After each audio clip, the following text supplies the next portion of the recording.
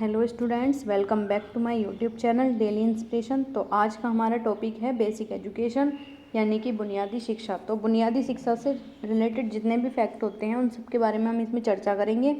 Video को last तक ज़रूर देखें। तो चलो स्टार्ट करते हैं। क्वेश्चन किस तरह से आएगा कि बुनियादी शिक्षा का अर्थ स्पष्ट करो, इसके गुण बताइए। ठीक है, सबसे पहले देखते हैं कि बुनियादी शब्द अंग्रेजी के बेसिक और हिंदी के आधारभूत शब्दों का फारसी रूपांतर है।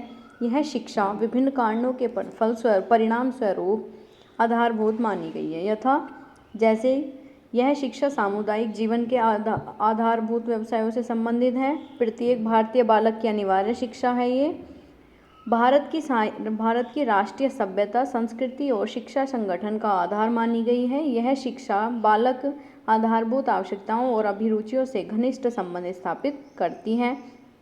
प्रत्येक भारतीय स्त्री पुरुष, धनी हो निर्धन हो, हिंदू मुस्लिम हरिजन और ब्राह्मण की आधारभूत सामान्य संपत्ति होती है। ठीक है, सभी भारतीयों को ऐसा आधारभूत ज्ञान प्रदान करती है जो उनको अपने वातावरण को बुद्धिमत्तापूर्ण समझने तथा प्रयोग करने में सहायक सिद्ध होता है। ठीक है, अब बात करेंगे हम बुनियादी शिक्षा के गुण के बारे में। इससे पहले चलो इसे एक बार शॉर्ट फॉर्म में देखते हैं। बुनियादी शिक्षा है क्या? सामुदायिक जीवन को आधारभूत व्यवसायों से संबंधित करेगी। ठीक, बालक की अनिवार्य शिक्षा है, राष्ट्रीय सभ्यता, संस्कृति और शिक्षा संगठन का बेस देगी। और क्या कहते हैं, आधारभूत आवश्यकताओं और अभिरुचियों से संबंधित है। प्रत्येक भारतीय को अनिवार्य शिक्षा होनी चाहिए, सबकी संपत्ति है ये। और ऐसा आधारभूत ज्ञान प्रदान करती है जो वातावरण को बुद्धिमत्तापूर्ण समझने और प्रयोग करने में सहायक है। ठीक, इसके बाद बात करेंगे हम बुनियादी शिक्षा के गुण। बुनियादी शिक्षा के गुण हैं क्या? शिक्षा क्रिया प्रधान है। क्यों है ये क्रिया प्रधान? क्योंकि अनुभव माना जाता है। इस शिक्षा का ज्ञान जो है वो क्या माना जाता है? अनुभव माना जाता है। ठीक है, ज्ञान का आधार। बालक हस्तशिल्प के क्षेत्र में सक्रिय रहते हुए मानसिक अनुभवों के साथ अन्य प्रकार के अनुभव भी प्राप्त करते हैं। इसमें बच्चे कोई भी काम हस्तशिल्प यानी कि हाथ से यानी कि स्वयं करके सीखते हैं। ठीक है, और नेक्स्ट पॉइंट क्या है? नेक्स्ट पॉइंट है यह शिक्षा बालक प्रधान है। बेसिक शिक्षा प्रणाली में बालक को शिक्षा का ग्राहक समझा जाता है, जिसकी आवश्यकताओं का अध्ययन करना और समझाना और समझना तथा उनकी व्यवस्था करना और एवं पूर्ण करना आवश्यक होता है। ठीक, थर्ड पॉइंट क्या कहता है कि ये शिक्षा जो है विद्यालय, घर और समाज के बीच सामंजस्य स्थापित करती है, क्योंकि बालक हस्तशिल्प के शिक्षा प्राप्त करने के कारण अपने विद्यालय, घर और समाज से प्राय समान वातावरण में पाता है। ठीक है, फोर्थ पॉइंट क्या कहता है कि शिक्षा जो है ये बालक की आध्यात्मिक आवश्यकताओं को संतुष्ट करती है, सब शक्तियों को प्रयोग एवं विकसित करती है, अपने तथा सामाजिक जीवन का पूर्णता के आनंद का अनुभव देती हैं। ठीक, फिफ्थ पॉइंट क्या है? शिक्षा का आधार सामाजिक है, क्योंकि इसमें बालक के सामाजिक गुणों का विकास करने का प्रयास किया जाता है। हस्तशिल्प द्वारा उनमें आत्मसंयम, आज्ञा पालन, सहयोग, सहिष्णुता आदि गुणों का विकास किया जाता है। सिक्स पॉइंट, इस शिक्षा का आधार आर्थिक है। इसमें दो तर्क प्रस्तुत किए गए हैं। बेसिक विद्यालय में बालकों द्वारा बनाई गई वस्तुओं को बेचकर विद्यालय और शिक्षा का व्यय यदि पूर्ण रूप से नहीं तो आंशिक रूप से अवश्य निकल आता है। पॉइंट नंबर 2, बालक हस्तशिल्प को सीखकर और उससे प्रवीणता प्राप्त करके स्वतंत्र रूप से जीविकोपार्जन कर सकता है। 7 पॉइंट क्या कहता है? इस दृष्टि से बालक हाथ से काम करने वाले व्यक्तियों को सम्मान की दृष्टि से देखता है और हस्त श्रम का महत्व समझता है। हमारे देश में मानसिक को श्रेष्ठ और हाथ का कार्य निकृष्ट माना जाता है। इस प्रकार के विचार और भेदभाव आजकल के नए प्रजातंत्रवादी वातावरण के लिए उपयुक्त नहीं है और प्रजातंत्रवादी संस्थाओं की वृद्धि और विकास में बाधा डालते हैं। इसी बात को ध्यान में रखकर बेसिक एजुकेशन की शिक्षा को हाथ के काम को महत्व दिया गया है। यानी कि बेसिक एजुकेशन शिक्षा क्या है? ये खुद से करके सीखने पर बल देती है। बालकों का अनुभव इसमें बहुत ज़्यादा इम्पोर्टेंट होता है। प्रत्येक बालक जो है एटलीस्ट इतना तो सिखा दिया जाए उसे, ताकि वो अपने जीविकोपार्जन कर सके। मतलब क्या बनता है इस बात का कि वो इतना सीख जाए कि वो कल को अपना खुद का व्यवसाय भी चला सके। बुनियादी शिक्षा के दोष क्या हैं? यह शिक्षा नगरों की अपेक्षा ग्रामीण क्षेत्रों के लिए अधिक उपयुक्त हुई। ये शहरों की अपेक्षा गाँव में क्षेत्रों के लिए अधिक उपयुक्त हुई। तो यहाँ दोष हो गया। उत्पादकता का सिद्धांत पर आवश्यकता से अधिक बल दिया इसने। इसका अनुसरण किए जाने से बेसिक विद्यालय कुटीर उद्योगों के रूप में परिवर्तित हो गया। यानी कि यहाँ हमने उत्पादकता पर ज़्यादा बल दे दिया, तो जो विद्यालय है वो कुटीर उद्योगों की श्रेणी में आने लगा। इस शिक्षा में बालक के बौद्धिक और व्यावसायिक प्रशिक्षण में उचित संतुलन का अभाव रहा।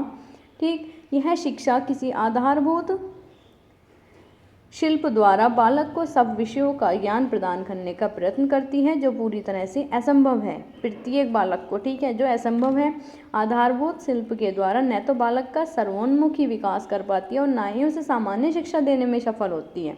पॉइंट नंबर 6, तकली द्वारा कताई पर आवश्यकता से अधिक बल देती है, क्योंकि तकली द्वारा अधिक उत्पादन होना संभव नहीं होता है, इसलिए यह शिक्षा बालक का समय नष्ट करती है और उसके लिए महंगी भी पड़ जाती है कभी कभी।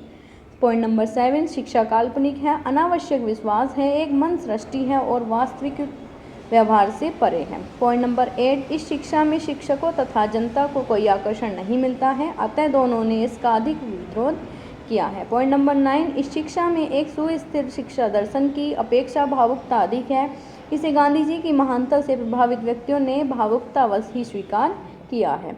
पॉइंट नंबर 10, इस शिक्षा में भारतीय संस्कृति को सुरक्षित रखने की तरफ पूर्ण ध्यान दिया गया है, पर धर्म को शिक्षा में कोई स्थान नहीं मिला। ठीक है, भारतीय संस्कृति को तो सुरक्षित रखने पर बल दे दिया हमने, लेकिन धर्म को शिक्षा में कोई स्थान नहीं दिया। इस शिक्षा के प्रति अभिभावकों ने किसी प्रकार का उत्साह व्यक्त नहीं किया। उनका कहना है कि ये अपने बच्चों को स्कूल में शिक्षा प्राप्त करने के लिए भेजते हैं, न कि कताई, बुनाई और गुड़ाई व निराई के लिए। ठीक है, इस शिक्षा में उत्पादकता सिद्धांत पर अनावश्यक बल दिया जाता है, जिससे अध्यापकों का नैतिक पतन हो जाता है, क्योंकि वे विद्यालयों को फैक्ट्रियां तथा छात्रों को धनोपार्जन करने का साधन समझने लगते हैं। अब बात करेंगे बुनियादी शिक्षा के उद्देश्य क्या क्या हैं। बुनियादी शिक्षा के प्रमुख उद्देश्य हैं आर्थिक उद्देश्य, नैतिक उद्देश्य और सांस्कृतिक उद्देश्य। नागरिकता का उद्देश्य, त्रिविधि विकास का उद्देश्य, सर्वोदय समाज की स्थापना का उद्देश्य।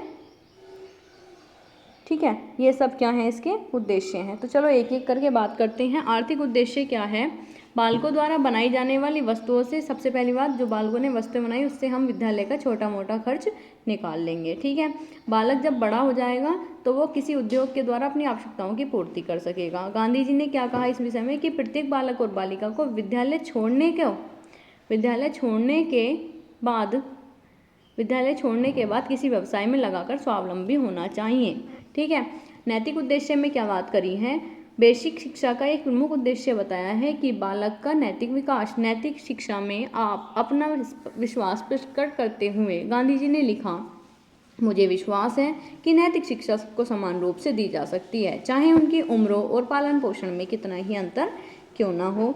सांस्कृतिक उद्देश्य, प्रचलित शिक्षा प्रणाली का एक प्रमुख दोष है कि उसमें भारतीय संस्कृति का पाठ न पढ़ाकर बालकों को पाश्चात्य रंगों में रंगा जाता है। परिणाम स्वरूप वे अपनी परंपरा संस्कृति से दूर हो जाते हैं। अतः गांधी जी ने अक्षर ज्ञान से अधिक महत्व शिक्षा के सांस्कृतिक पक्ष को दिया। इस उद्देश्य द्वारा बेसिक शिक्षा में भारतीय शिल्पों को स्थान दिया गया है तथा शिक्षा की भारतीय संस्कृति के अनुरूप बनाया गया है। पॉइंट नंबर 4, नागरिकता का उद्देश्य, प्रजातंत्र शासन व्यवस्था में हर व्यक्ति शासन के प्रति उत्तरदायी होता है, राज्य के प्रति उनके कर्तव्य बढ़ जाते हैं, साथ ही उसे अनेक अधिकार भी प्राप्त हो जाते हैं। इन कर्तव्यों तथा अधिकारों का निर्वाह तभी कर सकता है जब उसके प्रति सजग हो। इसके लिए इस प्रकार की शिक्षा की आवश्यकता है जो उनमें नागरिकता के गुणों को विकसित करे। बेसिक शिक्षा में इस बात की तरफ पूरा ध्यान दिया जाता है।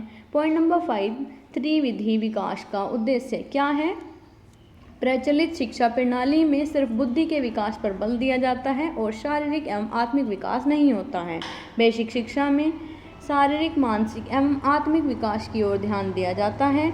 इस प्रकार के विकास पर अधिक बल देते हुए गांधी जी लिखते हैं, शिक्षा से मेरा अभिप्राय है बालक और मनुष्य की संपूर्ण शारीरिक, मानसिक और आत्मिक शक्तियों का सर्वोन्मुखी विकास करना। पॉइंट नंबर 6, सर्वोदय समाज की स्थापना का उद्देश्य, वर्तमान समाज स्वार्थ सिद्धि की नीति की नींव पर खड़ा है। समाज स्पष्ट रूप से दो भागों में विभाजित है, धनपति और धनहीन। समाज में दो ही तरह के लोग होते हैं, एक धनपति होता है, एक धनहीन होता है। दोनों ही वर्ग विकृत हैं। पहला धन अधिकता के कारण तथा दूसरा धन के अभाव के कारण होता है। बेसिक शिक्षा का उद्देश्य विकृत समाज के स्थान पर सर्वोदय समाज की स्थापना करना है। डॉक्टर पटेल के अनुसार बेसिक शिक्षा के उद्देश्यों में से एक है गांधी जी की सर्वोदय समाज की प्रेरणा के अनुसार धारणा के अनुसार भारतीय समाज की पुनर्रचना करना।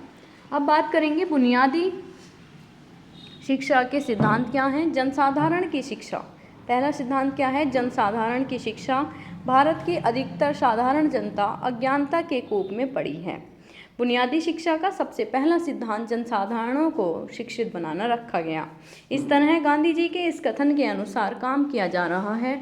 जनसाधारण की अशिक्षा भारत का पाप और कलंक है। जनसाधारण की जो अशिक्षा है, मतलब जो हमारे लोग हैं वो अशिक्षित हैं, तो वो भारत का पाप और कलंक है और उसका विनाश किया जाना चाहिए। इसीलिए पहला सिद्धांत क्या हो गया, जनसाधारण की शिक्षा। दूसरा सिद्धांत अनिवार्य व निःशुल्क शिक्षा। गांधी जी का भारत के लिए अनिवार्य एवं निःशुल्क शिक्षा में दृढ़ विश्वास था। पराधीन भारत अपने बालकों के लिए इस प्रकार की शिक्षा व्यवस्था करने में असफल हुआ है। अतः स्वतंत्रता प्राप्ति के बाद भारतीय संविधान द्वारा घोषित कर दिया गया, क्या घोषित किया गया कि राज्य सभी छात्रों के लिए जब वे 14 वर्ष की आयु पूर्ण नहीं कर लेंगे निःशुल्क और अनिवार्य शिक्षा प्रदान करने का प्रयास करेगी। यानी कि 14 वर्ष तक के सभी बच्चों के लिए निःशुल्क और अनिवार्य शिक्षा का प्रावधान है। ठीक है।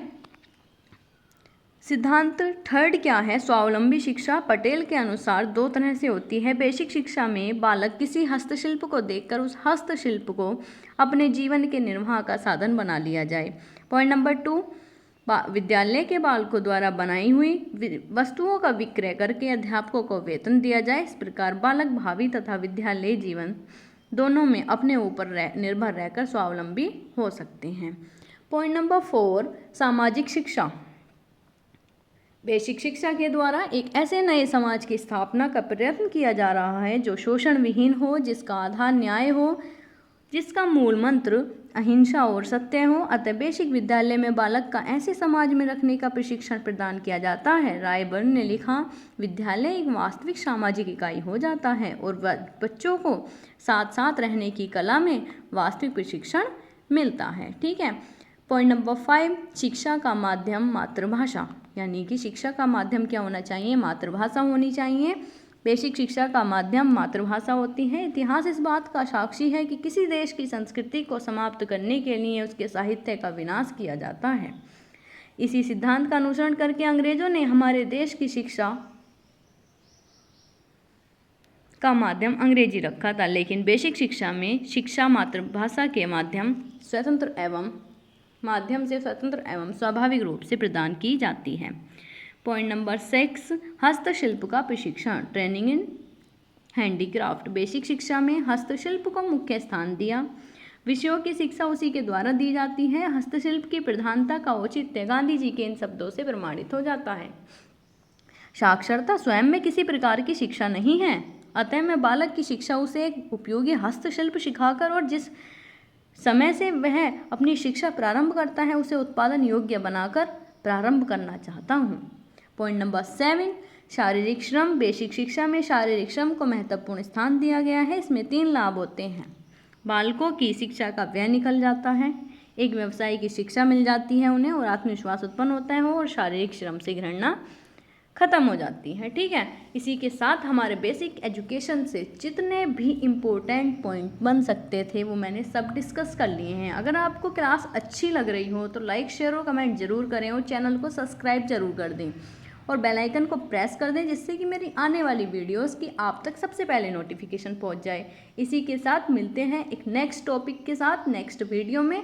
Bye bye students. मेरी वीडियो आने का टाइमिंग है मॉर्निंग में 10 o'clock और इवनिंग में 3 o'clock। तो stay tuned guys. Bye bye, take care.